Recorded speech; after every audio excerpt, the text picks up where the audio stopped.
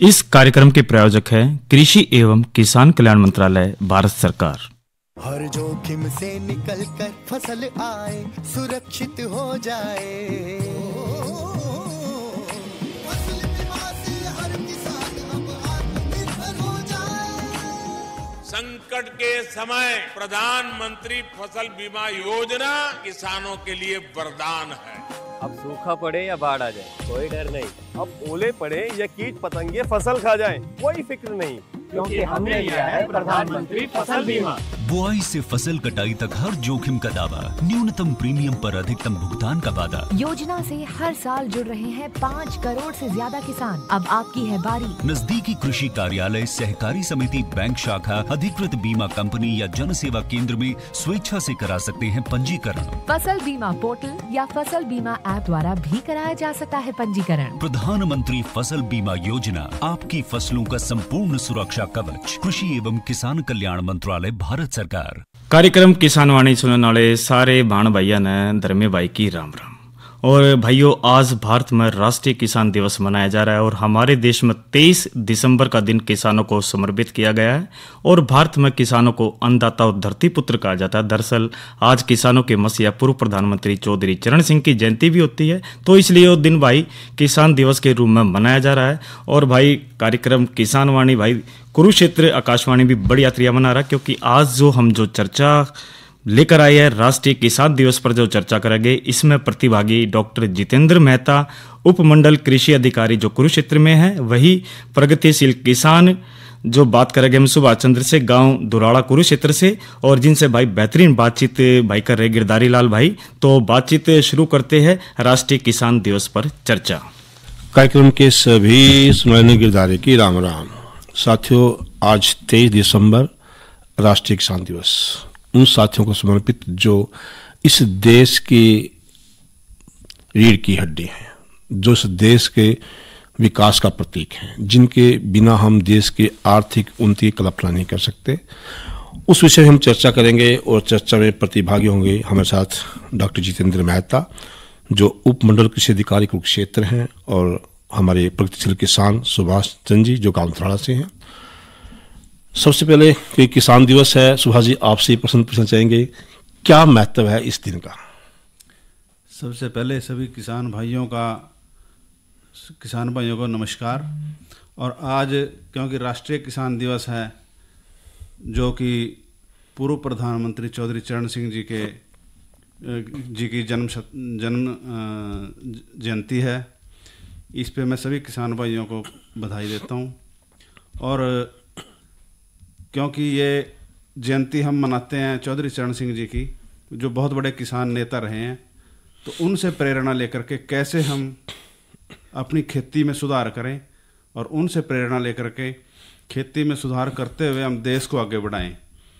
तो मेरे हिसाब से तो यही है कि भाई इस जयंती से हम प्रेरणा लेकर के इस किसान दिवस को मनाते हुए देश की तरक्की करें, देश की तरक्की में अपनी सहभागिता दें। डॉक्टर साहब, जब हम किसान की बात करते हैं तो बिना कृषि वैज्ञानिक के किसान अधूरा है। जब तक वो साथ नहीं जुड़ा तो किसान की प्रगति साथ नहीं है। तो एक कृषि वैज्ञानिक की दृष्टि से आपके दृष्टि में क्या महत्व है किसान दिवस का? सबसे पहले तो मेरा सादर नमन पूर्व प्रधानमंत्री चौधरी चरण सिंह जी को उनकी जयंती पर। इसके पश्चात कृषि एवं किसान कल्याण विभाग की ओर से मैं सभी किसान भाइयों को इस दिवस की भूरी भूरी बधाई देता हूं। गिरधारी जी, किसान आज के दिन में लगातार जागरूकता की ओर बढ़ रहा है। नई नई तकनीक के साथ अब किसान उस सरकार के साथ कदम से कदम मिलाकर भी चलने लगा है, और कामयाबी तभी मिलेगी किसान को जब वो पूरी तरह से जागरूक हो जाएगा, विभाग की सभी स्कीमों को जान लेगा, हर तरह से स्कीमों का फ़ायदा उठाएगा और नई तकनीक के साथ खेती करेगा। जी सुभाष जी, कृषि का स्तर दिन पे दिन बढ़ा है, ये तो मानना पड़ेगा। जो उपज है पर रकबा या पर एकड़ बड़ी है, तो ऐसे में एक प्रगतिशील किसान की एक अहम भूमिका होती है। हम किसान को दो श्रेणी में बांट देते हैं। एक किसान जो मात्र एक परंपरागत तरीके से खेती कर रहा है, दूसरा किसान जो प्रगतिशील किसान है, जो दिन प्रतिदिन जो है उस उपज को बढ़ाने में लगा है और एक आर्थिक स्थिति को मजबूत करने में लगा है। आप उस श्रेणी में हैं, तो आप बताएंगे कि कैसे आपने इस दर्जे को प्राप्त किया, कैसे आपने बेहतर तरीके से खेती करनी शुरू की?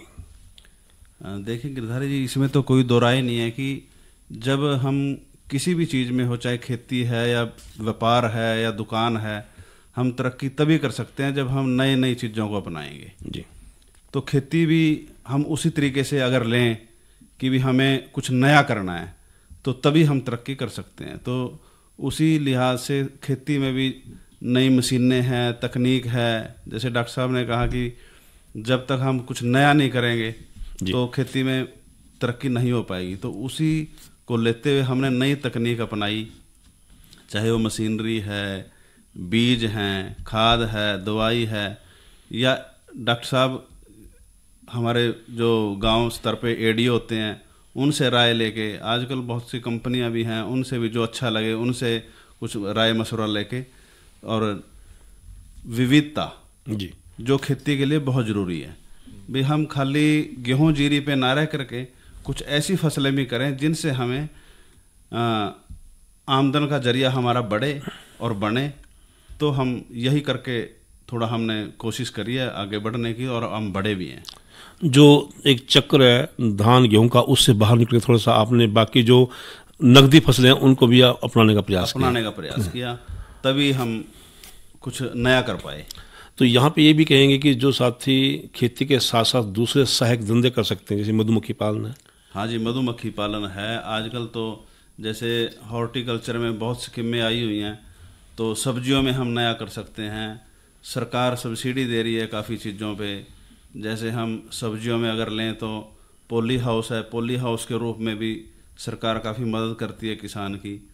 इसी तरह से जो जाल वाली सब्जी की बेल वाली फसलें हैं उनके लिए सरकार बांस और जो तारें वगैरह लगाई जाती हैं ये लटकाने के लिए बेल वाली फसलें, तो उस पर भी सरकार सब्सिडी दे रही है। उसका फ़ायदा लेकर के किसान काफ़ी कुछ कर सकता है। यानी आपकी दृष्टि में अगर किसान जागरूक हो, जज्बा रखे, तो अपनी आर्थिक स्थिति को मजबूत कर सकता है, देश को भी बहुत ज़्यादा मजबूत कर सकता है। बिल्कुल जी, बिल्कुल। तो डॉक्टर साहब आपसे पूछना चाहेंगे कि ऐसी कौन सी योजनाएं हैं जिनको हमारा किसान साथी अपना सकता है? सबसे पहले तो ऐसे अभी जैसे सुभाष जी ने बताया कि विविधता बहुत ज़रूरी है।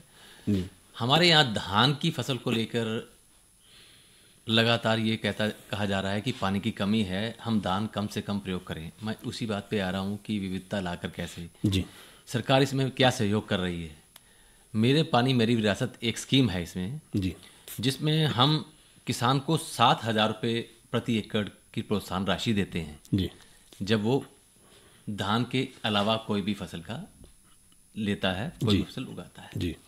इसमें मक्का है, दलहनी फसलें हैं, और तो और एग्रो फॉरेस्ट्री भी है। फॉरेस्ट्री डिपार्टमेंट्स के भी कुछ वो हैं, उनकी योजना को भी अपना कर ला सकते हैं। इतना ही नहीं, अगर धान जहाँ लिया जा रहा है अगर उसको खाली भी छोड़ देता है किसान, तब भी हम 7,000 रुपये देते हैं जी। ये सरकार की ओर से ये प्रोत्साहन राशि मिलती है जी। तो विविधता तो जरूरी है, विविधता जरूरी है भूमि के लिए भी, विविधता जरूरी है आपकी आमदन के लिए भी। किसान नकदी फसलें लेगा, साथ साथ समय का पूरा प्रयोग करेगा, फसल चक्र का को तोड़ के कुछ नया करेगा तो नया पाएगा भी। जी। तो जरूरी है, विविधता तो जरूरी है। विविधता के बिना आज का समय किसान आगे नहीं बढ़ पाएगा। सुभाष जी, बहुत से सवाल होते हैं किसान को कि जब वो किसी विशेषज्ञ से पूछना चाहता है, कुछ सवाल आपके भी होंगे ऐसे कि आज हमारे विशेषज्ञ आपके बीच में हैं, आपकी कुछ जिज्ञासा कुछ सवाल होंगे, तो मैं चाहूँगा आप उसी दिन से पूछ सकते हैं। जी गिरधारी जी, ये बहुत अच्छा मौका मुझे कहूँगा मैं तो दिया आपने। डॉक्टर साहब आप हमारे सामने बैठे हैं तो मेरे सवाल हैं कुछ 2-4 जो मेरे किसान भाइयों को भी उनका फ़ायदा मिले, ऐसा मैं सोचता हूँ। तो एक तो जैसे डॉक्टर साहब अभी आपने बताया कि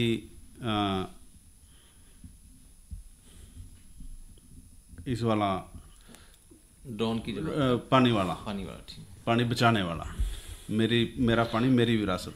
तो इसमें फसलें जो आपने बताई वो कौन कौन सी फसलें हैं जो हम जीरी को छोड़ करके ले सकते हैं?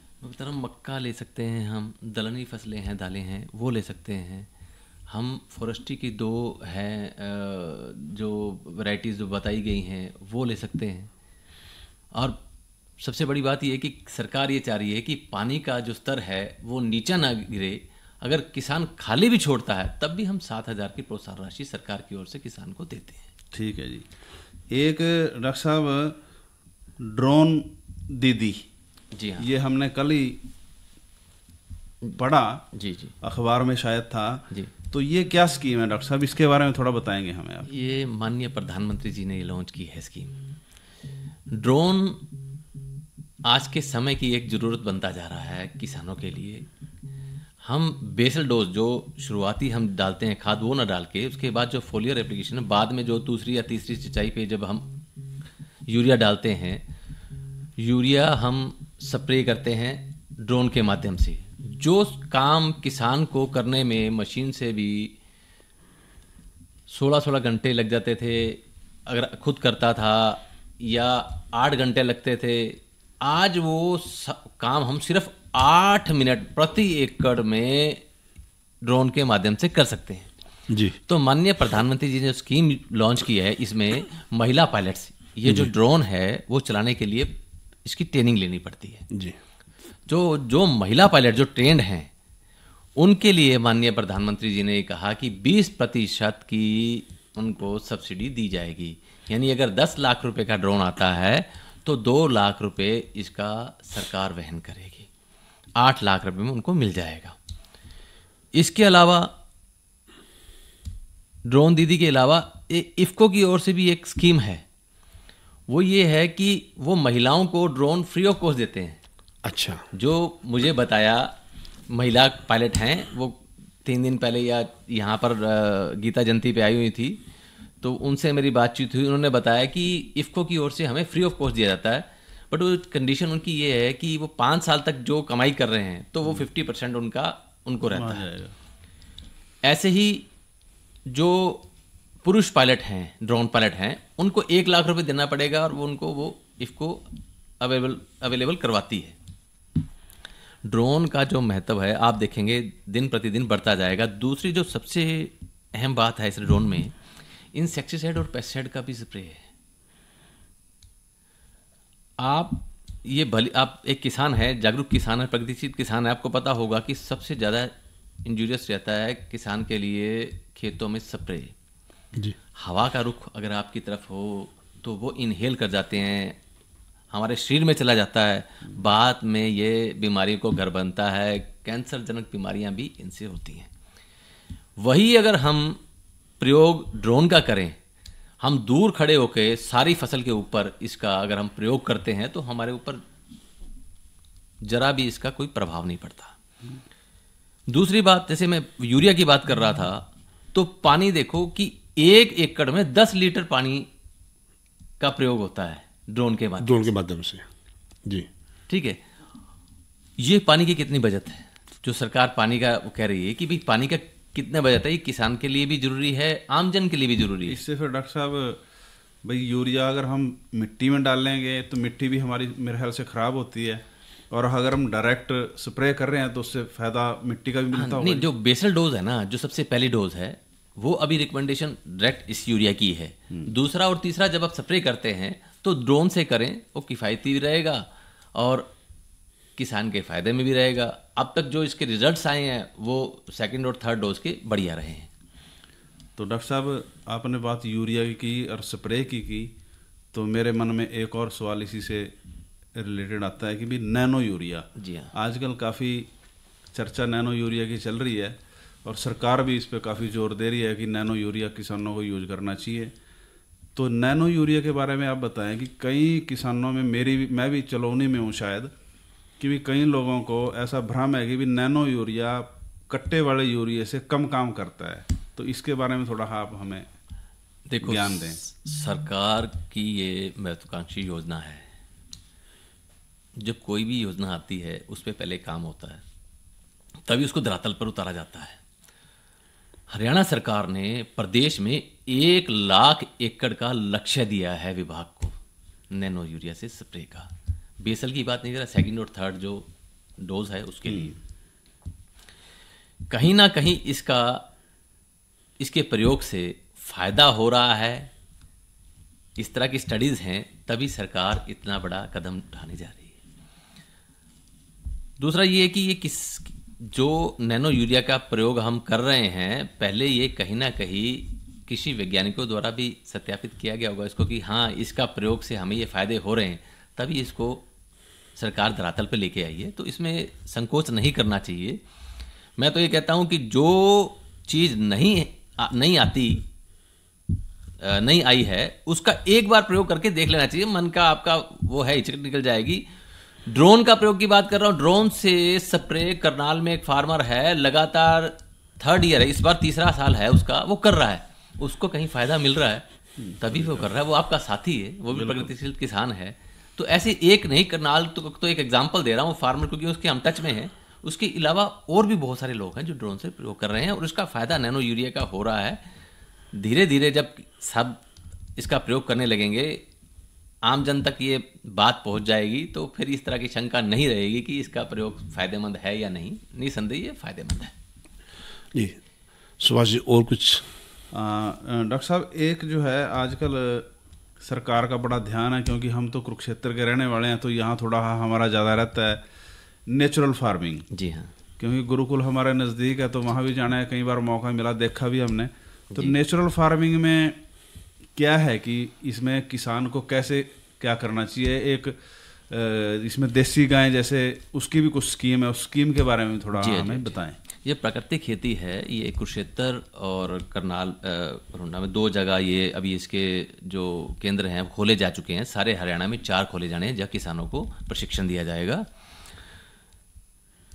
जिला कुरुक्षेत्र में जो कि अगर मैं बात करूं तो यहाँ हम 37 किसानों को 3,000 रुपये ड्रम के रूप में दिए हैं हमने। ड्रम जो हैं जिसमें जीवामृत और बीजामृत तैयार करने के लिए हम देते हैं, तो 4 ड्रम हैं वो देते हैं। 750 रुपये पर ड्रम का है, लेकिन 3,000 रुपये फ्री ऑफ कॉस्ट इनको ये ड्रम उपलब्ध कराए गए हैं।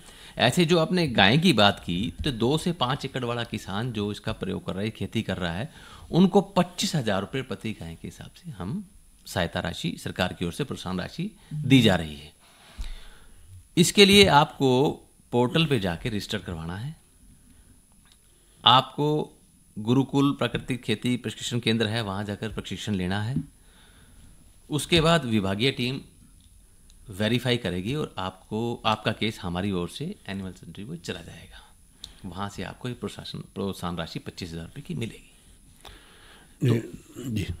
जी तो इसमें डॉक्टर साहब लिमिट है 5 एकड़ तक का? हाँ, 2 से 5 एकड़ तक। हाँ, 2 से 5। डॉक्टर साहब चर्चा करेंगे थोड़े से विराम के बाद। पीएम किसान सम्मान निधि का लाभ 100% अन्नदाताओं तक पहुंचे, इसके लिए केंद्र सरकार द्वारा कई जिलों के हर गांव में चलाई जा रही है पीएम किसान सैचुरेशन ड्राइव, ताकि कोई जरूरतमंद किसान इस योजना का लाभ लेने से छूट न जाए। इस ड्राइव में हर गांव में जिन किसानों के लिए कैंप्स लगाए जा रहे हैं, वहां पटवारी, थलथी, रेवेन्यू ऑफिसर और कृषि विभाग के अधिकारी इस ड्राइव का होंगे हिस्सा। किसान को किसी दस्तावेज की आवश्यकता नहीं होगी। इसमें सभी गतिविधियां पूरी तरह से पेपरलेस यानी कागज रहित होंगी। इस ड्राइव में मोबाइल ऐप बड़ी मददगार बन रही है। इस ड्राइव को 2 आसान ऐप से पूरा किया जा सकता है। इन ऐप्स के इस्तेमाल में हर किसान को 2 से 3 मिनट का समय लगता है। जिस गांव में पीएम किसान सैचुरेशन ड्राइव चलाई जा रही है, वहां कैंप में आए किसानों की भूमि के सत्यापन के लिए पहला ऐप है farmer field verification mobile app, जिसे पटवारी डाउनलोड और ऑपरेट कर सकते हैं।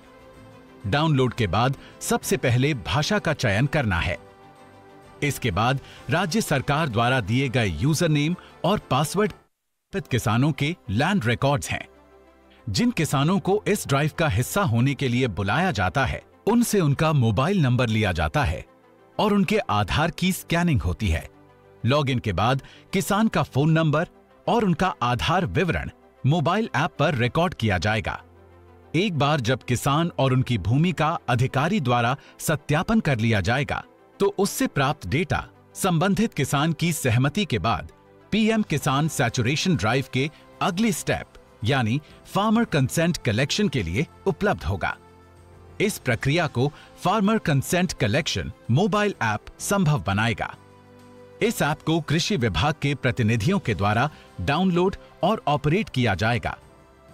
Farmer consent collector mobile app में राज्य सरकार द्वारा दिए गए यूजर नेम और पासवर्ड के जरिए लॉगिन करना है। ये ऐप सिर्फ इंटरनेट के साथ यानी ऑनलाइन इस्तेमाल किया जा सकता है।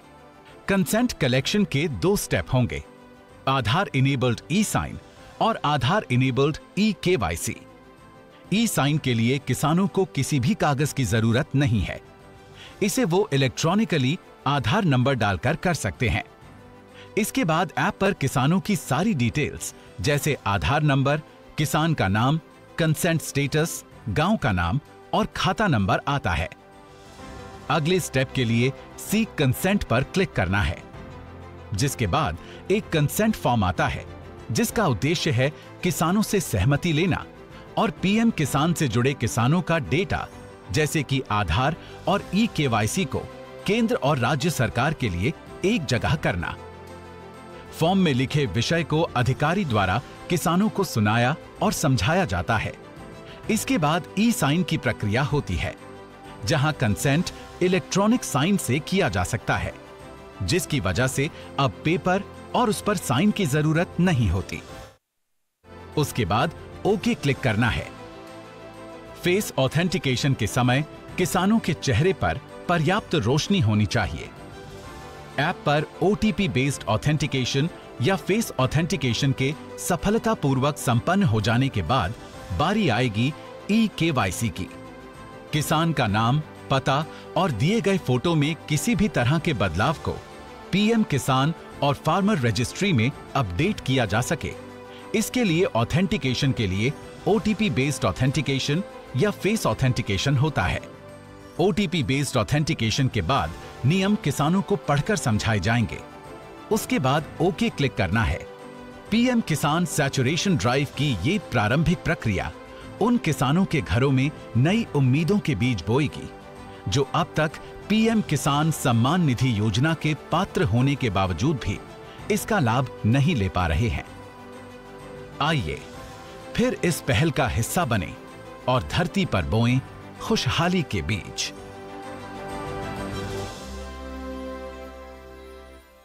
साथियों, ये तो आपने महत्वपूर्ण संदेश सुना और आज मौसम की भी बात बता देते हैं।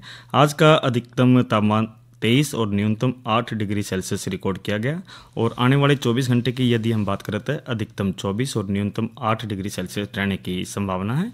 और साथियों, अब कल प्रसारित होने वाले कार्यक्रम की जानकारी देते हैं। साथियों, कल है रविवार और कार्यक्रम हम लेकर आए थारी चिट्ठी हमारे गीत। इसी तरह जो सोमवार को हम जो चर्चा करेंगे कार्यक्रम किसान वाणी में, उसमें हम बात करेंगे प्रधानमंत्री सिंचाई योजना और नई फसल नई उमंग पर हम बात करेंगे टमाटर, बैंगन व मिर्च फसल की देखभाल और कुछ महत्वपूर्ण जानकारी मोटे अनाज की देंगे। तो साथियों, कार्यक्रम आप ज़रूर सुनिए। और अब चर्चा को आगे बढ़ाते हैं राष्ट्रीय किसान दिवस पर चर्चा को। डॉक्टर मेहता और सुभाष जी, आपका बहुत स्वागत है। तो आप प्रश्न पूछे थे डॉक्टर साहब से, तो कुछ और प्रश्न आपके दिमाग में होंगे? जी गिरधारी जी, डॉक्टर साहब एक जो क्वेश्चन है, आजकल जो अभी जीरी की फसल गई है मंडी में और प्रबंधन लोगों ने पराली का कुछ हद तक किया भी है बहुत, लेकिन फिर भी कुछ ना कुछ रह जाता है। कुछ लोगों को पराली के प्रबंधन में थोड़ी सी दिक्कत आती है, तो इसमें थोड़ा पूछना चाहूँगा मैं भी, इसके लिए क्या प्रबंध विभाग के पास हैं जो सबके पास पहुँच सके ऐसे साधन? सुभाष जी, बहुत बढ़िया क्वेश्चन है आपका ये। पहले तो मैं खास तौर पर मेरे ज़िले के किसानों को मैं आभार व्यक्त करता हूं कि इस बार उन्होंने पूरा सहयोग दिया हमें। गत वर्ष की तुलना में लगभग आधे केस ही इस बार हर्षक से रिकॉर्ड किए गए। गिरधारी जी, जो ये रिकॉर्ड किए गए केस, इनमें भी ना अधिकांश केस वो थे जो बहुत सीमांत किसान थे, जिन तक मशीनरी नहीं पहुंच पाई या जिनके पास मशीनरी नहीं थी, वो प्रबंधन नहीं कर पाए। हमारा किसान मेला था कुरुक्षेत्र में, उस समय मैंने स्वयं मंच के माध्यम से हमारे विधायक महोदय को इस बात से अवगत करवाया कि जो सीमांत किसान है, छोटा किसान है, छोटी जोत वाला किसान है, उस तक मशीन नहीं पहुंच पाती, क्योंकि बड़े बेलर हैं वो तभी जाते हैं जब उनके पास 50 एकड़ तक का 100 एकड़ तक का कोई फार्मर उन तक पहुंचता है, क्योंकि उनको आने जाने में भी उनका तेल भाड़ा ये बहुत लगता है, तो वो 2-2 एकड़ तक नहीं जा सकते जी। तो मैंने मंच के माध्यम से माननीय विधायक जी से ये कहा था कि सरकार तक ये बात पहुँचाएं कि हर गांव में मशीन पंचायतों तक मिले। तो उन्होंने आश्वस्त किया था कि आपकी ये बात ये सरकार तक जाएगी, सरकार तक पहुंचाई जाएगी। दूसरी बात रही प्रबंधन की। इस बार आपने देखा होगा कि जब हम रोड साइड जा रहे थे तो जगह जगह पराली के गांठें आपको पड़ी दिखाई, ढेर लगे मिले। ये पिछले कई वर्षों की लगातार सरकार की जो योजना है, किसानों ने इस बार उसको पूरा मूल रूप दिया, उस मेहनत का फल है ये। हाँ, सरकार ने पूरा इसके लिए वो किया है। और देखो, हरियाणा सरकार इसके लिए 1000 रुपये प्रति एकड़ इंसिटू एक्सीटू। इंसिटू का मतलब ये है कि अगर आप खेत में पराली का प्रबंधन करें, खेत में ही करें, और एक्सीटू का मतलब है कि गांठ बनवाकर इसको उठवाएं जी। तो उसके लिए 1000 रुपये प्रति एकड़ के हिसाब से दिया था। हमारे पास 1,94,000 एकड़ तक की रजिस्ट्रेशन इस बार तक हो चुकी थी जी। ये मैं आपको 2-3 दिन पहले का आंकड़ा बता रहा हूँ, उसके बाद अभी भी चल रहा है रजिस्ट्रेशन का। तो ये आप देखें कि किसानों ने कितना भरपूर सहयोग दिया इस बार, विभाग को भी और सरकार को भी, कि पराली का प्रबंधन किया है। ना केवल प्रबंधन पराली का किया है, बल्कि आने वाली नस्ल को भी एक स्वच्छ वातावरण देने की उन्होंने कोशिश की है। दूसरा रहा कि गत वर्ष जो इंसेंटिव था जो फार्मर्स को दिया, वो इस बार लगभग डबल हो चुका है। और यदि सरकार जिस प्रकार सहायता कर रही है और सरकार की ओर से और मशीनरी जो दी जा रही हैं किसानों तक और पंचायतों तक पहुंच जाएंगी, तो ये आने वाले समय में जो ये समस्या है ये जड़ से ही खत्म हो जाएगी। डॉक्टर मेहता, जो खजाने संपन्नता और आर्थिक संपन्नता की बात है, इसमें किसान की अहम भूमिका है, लेकिन किसान के साथ साथ हम कृषि वैज्ञानिक की भूमिका को नजरअंदाज नहीं कर सकते। दोनों ही इसकी एक महत्वपूर्ण कड़ियाँ हैं, दो धुरियाँ हैं। तो उसकी दृष्टि से आप किसान साथियों से क्या अपेक्षा करते हैं, जल्दी पूछना चाहेंगे? बस मैं तो किसान साथियों से ये अपेक्षा करता हूँ कि जो न्यूनतम तकनीक है जी, उसका अधिक से अधिक प्रयोग करें। थोड़े से ज़्यादा कैसा बन सकता है वो मैनेजमेंट से संभव है। बहुत से किसानों ने पराली प्रबंधन के साथ साथ पराली में कमाने का काम भी किया है, इनकम जनरेट की है, वो उनका श्रम था।